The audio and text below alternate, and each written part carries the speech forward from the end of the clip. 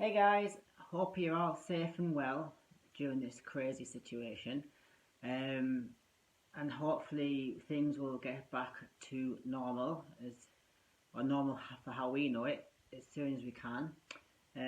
I'm optimistic and I will live in my own bubble and pray that things should be shifting to the more positive side in 3 weeks, mid-May, fingers crossed.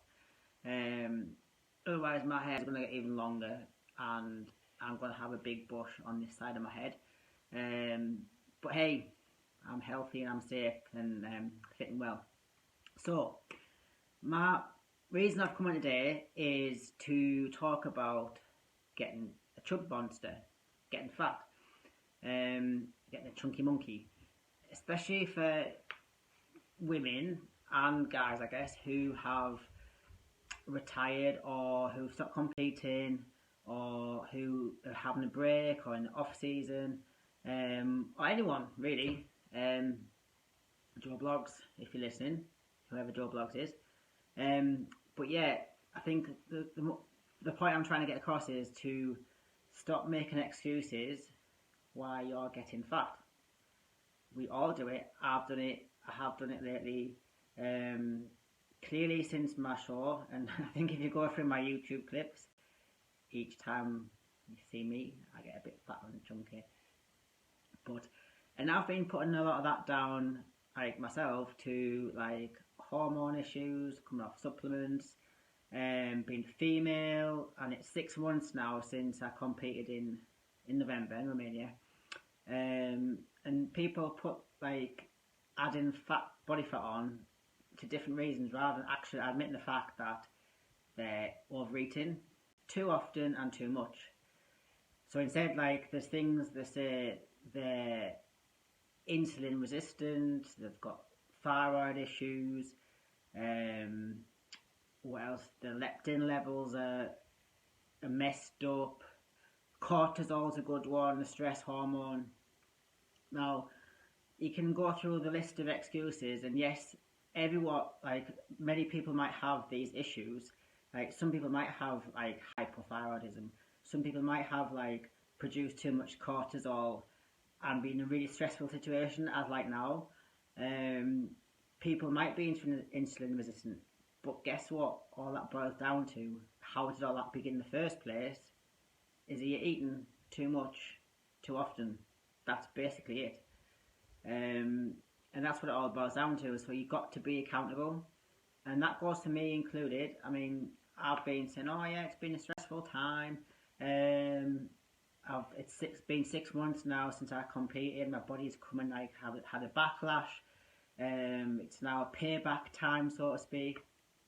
But really, if I think about it, your body can only store what you've consumed.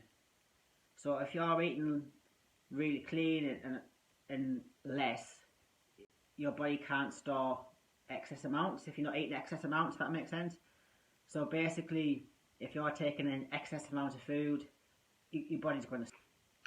So your body's thyroid may not work optimally, and maybe like say running 95% instead of 100%.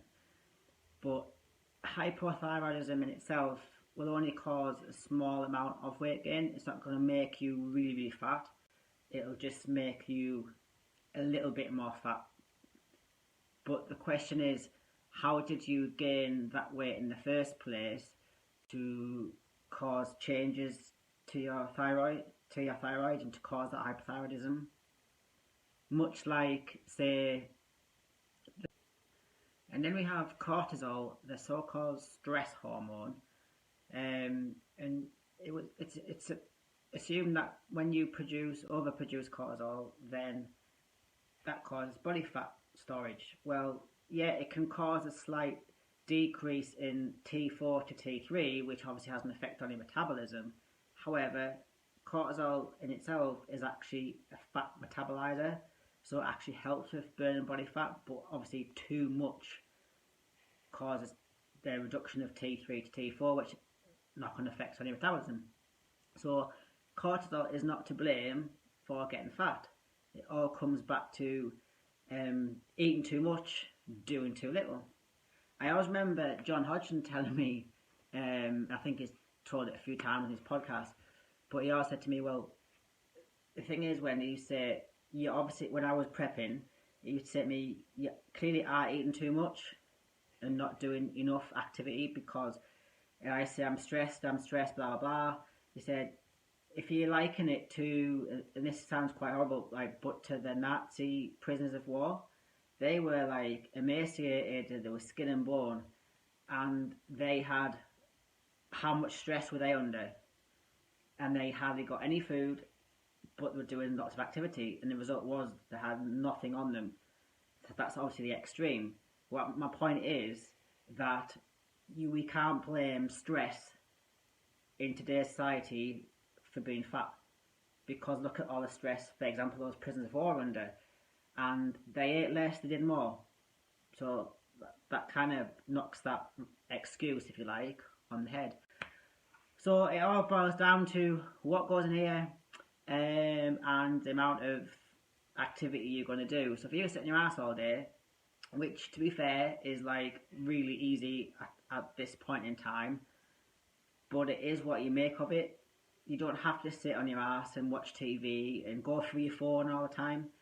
Get out there, do some activity, like after half an hour, get up off your bum and go up and down the stairs. Do some activity of some kind. But my point is, stop making excuses. You can have a bit of all these issues I've just talked about, but what it all boils down to is what you put in your mouth to eat. And if your body cannot store what you don't consume, remember that, your body can't store what you don't consume. So just be very mindful of hidden calories in things like, even healthy foods. You can overeat on healthy foods. For example, the calorie-dense foods such as avocados, nuts, some sauces that people put on, and they don't take them into account when they're calculating the diet foods or the daily intake. They'll calculate the chicken and the rice and the potatoes, and then they'll go a bit crazy with, say, I don't know, coleslaw or sauces to go on top. They all add up. And you can't just eyeball your plates, because if you look at a plate that's, say, 900 calories and a plate that's 500 calories, there's not an awful lot of difference to look at in those different plates of food. But the calorie difference is almost double. So weigh your food, guys. Don't just guess and eyeball your food. Say, oh, I know how much this is. Chances are you probably don't. Otherwise, why have you got fat in the first place if you're not weighing your food? So your eyesight can't be that good if you're putting on body fat and you're not weighing your food. Yeah, it's a bit of a pain in the ass sometimes to weigh your food. But you need a starting point, and you need to start weighing it so you can accurately work out what you're eating. And you'd be quite surprised sometimes that everything adds up. All these little sauces and, like bits of the extra peanut butter, which I'm guilty for. Peanut butter is that's my bad thing. How much is 1 tablespoon? Measure it. Don't measure it in tablespoons, because I've done this.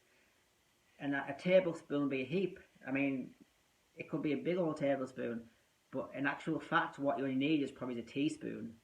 And things like that, of nut butters, almond butter, that goes for all of them. Be accurate. Don't make excuses and be true to yourself. Otherwise, guess what? All these things add up and you're going to get fat. So rather than looking at all these other excuses of, oh, I'm stressed, I've got hypothyroidism, I'm insulin resistant, blah blah. Just be truthful.